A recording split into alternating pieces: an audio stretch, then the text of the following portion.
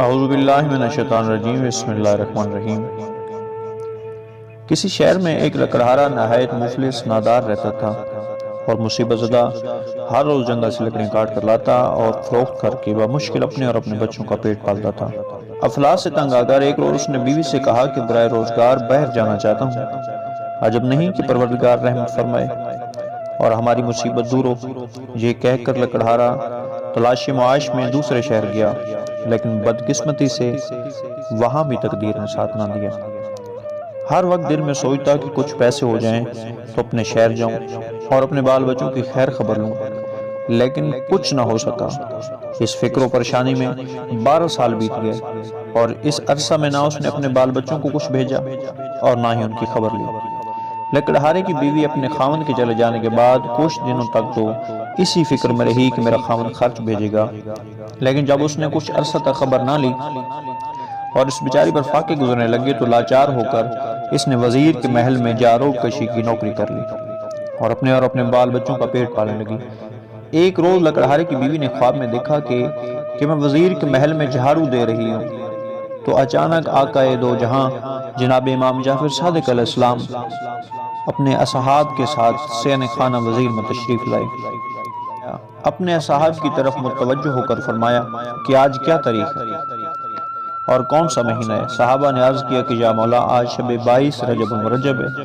تب حضرت نے اپنی زبان معجزہ بیان سے ارشاد فرمایا کہ کوئی شخص کیسی ہی مشکل میں مبتلا ہو یا کسی ایسی سخت حاجت نے پریشان کر رکھا ہو تو 1.25 سیر میدہ کی پوریاں پکا کر 2 کنڈوں میں رکھ کر ہمارے نام کی نظر 22 رجب المرجب بوقت نماز صبح دلا کر حق سبحانہ تعالیٰ کی بارگاہ میں ہمارے واسطے سے اپنی حاجت طلب کرے۔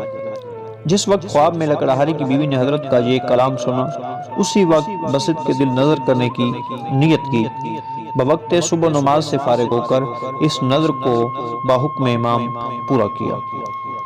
اب ذرا لکڑہارے کا حال سنیے۔ جہاں تو 22 رجب المرجب بوقت صبح لکڑہارے کی بیوی نظر امام علیہ السلام دلا رہی تھی اور وہاں لکڑہارا درخت پر چڑھا ہوا لکڑیاں کاٹ رہا تھا۔ اس وقت اس کے ہاتھ سے کلہاڑی چھوٹ کر زمین پر گری۔ اس نے کلہاڑی کو نکالا تو دفینہ کا شبہ ہوا اور اس جگہ کو کھودا تو معلوم ہوا کہ شاہی خزانہ دفن ہے، تو اس نے اسی وقت اس خزانے کو دوبارہ پوشیدہ کر دیا اور پھر تھوڑا تھوڑا لاتا رہا اور سامان سفر تیار کرنے لگا اور اس کے بعد سارا خزانہ نکال کر عازم وطن ہوا۔ اپنے رہنے کے لیے ایک عالی شان مکان بنوایا اور اپنی بیوی بچوں کے ساتھ آرام سے زندگی بسر کرنے لگا۔ ایک روز لکڑہاری نے اپنے خاوند سے سرگزشت بیان کی۔ جب اس نے مہینے کی تاریخ اور وقت بتایا تو وہی وقت اور وہی دن تھا جب لکڑہارے کو دفینہ ملا۔ لکڑہارا بھی صدق کے دل سے ایمان لے آیا۔ ایک دن وزیر اعظم کی بیوی بالا خانہ پر کھڑی ہوئی تھی۔ اس کو ایک عالی شان محل نظر آیا۔ اس نے اپنی کنیزوں سے دریافت کیا کہ یہ کس کا مکان ہے۔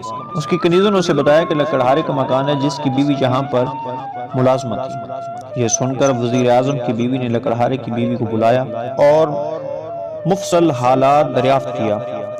اس نے تمام حال بیان کیا، لیکن وزیر اعظم کی بیگم کو یقین نہ آیا، بلکہ دل میں یہ خیال کیا کہ اس کے خامند نے راہزنی کی ہے جس کی بدولت مالدار ہوا۔ وزیر کی بیگم کا یہ خیال فاسد دل میں آنا تھا کہ اسی وقت وزیر اعظم پر مصیبت آئی کہ وزراء میں ایک وزیر اس کا دشمن ہے۔ اس نے موقع پا کر بادشاہ سے وزیر کی چغلی کی کہ اس نے حساب کتاب میں ہیرا پھیری کی ہے۔ حضور علی جان اس سے طلب فرمائے۔ بادشاہ نے اسی وقت وزیر اعظم کو طلب کر کے حساب طلب کیا۔ وزیر اعظم صحیح حساب نہ دے سکا، چنانچہ بادشاہ غضبناک ہو گیا۔ وزیر اعظم کا سارا مال و اسبات ضبط کر کے اس کو اور اس کی بیوی کو نکال بیٹھ کیا۔ وہ دونوں بھوکے پیاسے چلے جا رہے تھے کہ تربوز کا کھیت نظر آیا۔ وزیر اعظم نے اپنی بیگم سے 2 درم لے کر جو اتفاق سے اس کے پاس رہ گئے تھے اس کا تربوز خرید کر رومال میں باندھ لیا کہ کسی جگہ اطمینان سے بیٹھ کر کھائیں گے۔ اتفاق سے جس دن وزیر پر یہ مصیبت آئی تھی اسی دن شہزادہ بھی شکار کرنے گیا تھا اور رات تک واپس نہ آیا، تو بادشاہ نے پریشان ہو کر وزیروں سے مشورہ کیا کہ ساری رات گزر گئی ہے اور ابھی تک شہزادہ واپس نہیں آیا۔ اسی وزیر نے جس نے وزیر اعظم کی چغلی کھائی تھی بادشاہ سے عرض کی کہ مجھے تو ایسا معلوم ہوتا ہے کہ وزیر اعظم نے بوجہ دشمنی موقع پا کر شہزادے کو قتل نہ کر دیا۔ یہ سن کر بادشاہ نے وزیر اعظم کی گرفتاری کا حکم دیا۔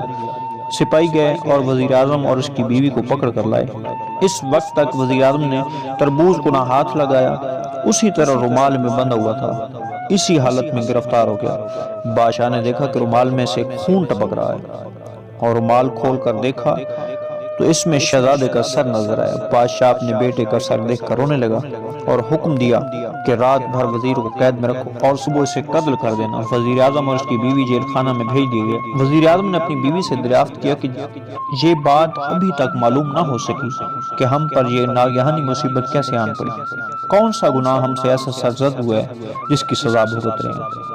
اس پر وزیر اعظم کی بیگم نے لکڑہارے کا قصہ من و عن بیان کیا اور کہا کہ مجھے اس نظر کا اور حکم امام جعفر صادق علیہ السلام کا یقین نہ آیا۔